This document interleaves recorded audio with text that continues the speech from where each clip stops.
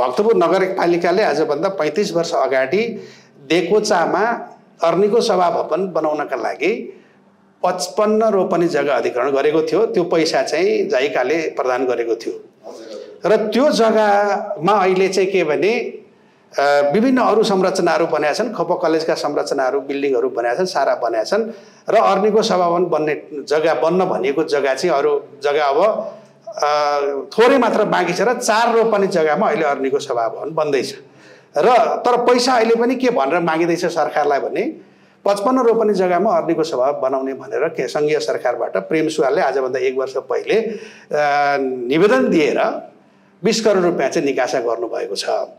अब 55 रोपनीमा संरचना बनाउने भनेर 4 रोपनीमा बनाइयो भने त्यो आफैमा एउटा अनियमितता नमिल्दो कुरा भएन र।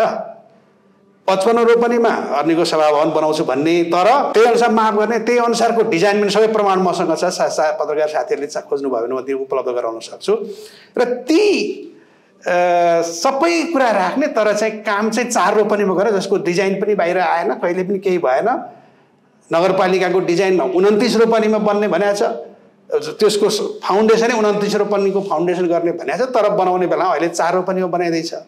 त्यस कारणले यो चाहिँ के भने नेमकिपाको क्रान्तिकारी तरिका हो कि अथवा यसभित्र अनियमितता लुकिया छ कि यसमा कुनै भ्रष्टाचार छ कि यो चाहिँ कुरा के हो भन्दाखेरि 55 रोपनी जग्गा अर्नीको सभा भवनको नाममा अधिग्रहण गर्यो, नगरपालिका नाममा ल्याइयो त्यही प्रयोजनका लागि।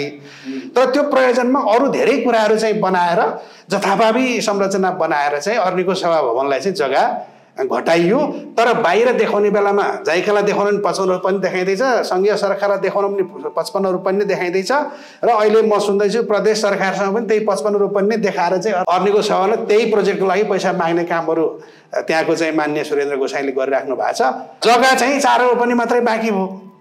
त्यस कारणले यो विषय चाहिँ के भने अनुसन्धानको विषय हो। यस्तो जग्गाको केसमा यस्तो जे प्रयोजनको लागि मागिएको हो त्यो प्रयोजनबाट अर्कै काम गरियो भनेदेखि त्यसमा भ्रष्टाचार हुन्छ भन्ने कुरा छ। यसमा चाहिँ अख्तियार आकर्षित हुन सक्छ। अब हामी पनि त्यसका सबै डकुमेन्टहरू खोज्दैछौँ। पत्रकार साथीहरूलाई पनि त्यो सबै डकुमेन्ट खोज्नका लागि म आग्रह गर्न चाहन्छु।